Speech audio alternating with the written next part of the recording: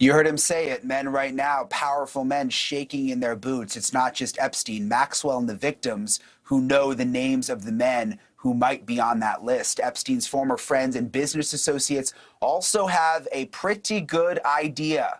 Earlier, I had the chance to speak with Christina Oxenberg. She's a former acquaintance of Epstein and Maxwell and a second cousin of Prince Andrew. She's also the author of the book Trash: Encounters with Ghislaine Maxwell. It was really a wild, wild conversation we had this afternoon. Here's some of what she told me in this exclusive interview.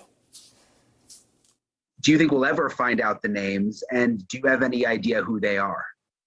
Well, I think we know the names. I think the names have been bandied around from the beginning.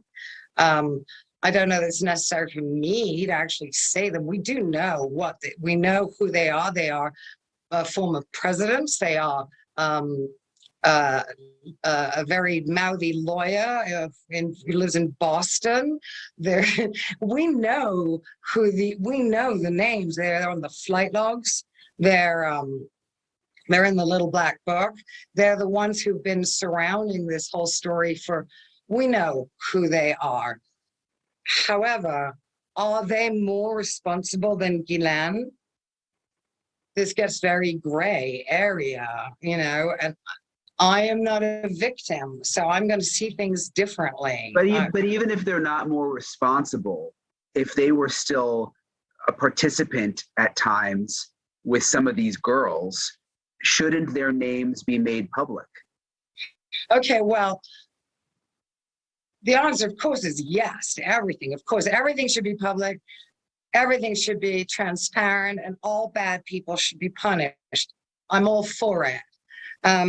This is, sex rings have gone on forever. This is not new. It's nothing to do with privilege and money. This happens in every iteration. It's happened through all the years humans have been on the planet, probably. And this particular group was to satisfy Jeffrey's proclivity for underage girls.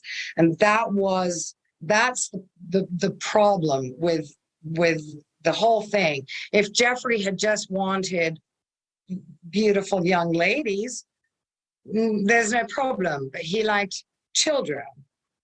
And so that's the conundrum. And when you talk about the other men who were involved, and obviously we know their names, I've read the flight logs, I'm sure you have too. Now, since 1993, I knew that she and Jeffrey used a private plane, because that was another instance where I spent 3 months with them, if you can believe it. And they were on the plane every weekend. So I knew about the plane. And in 97, in this crazy meeting, she says to me, sorry, my tenses are always wrong. She says to me, the plane is hooked up with audio and video. And we have everyone on tape. Her words.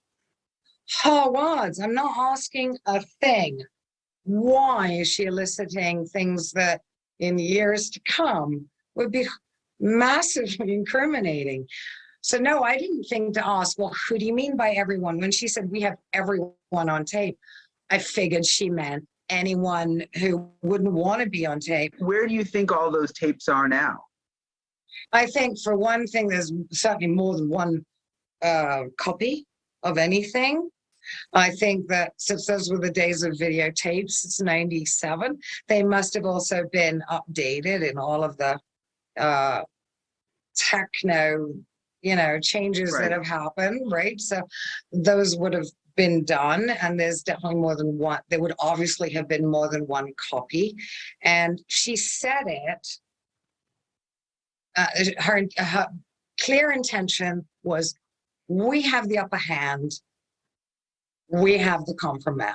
Now that she's been sentenced and she's on her way to permanent stay in federal prison for 20 years, do you think she's going to start naming names? Do you think she's going to tell people where those tapes are? Do you think she's going to come clean about this stuff?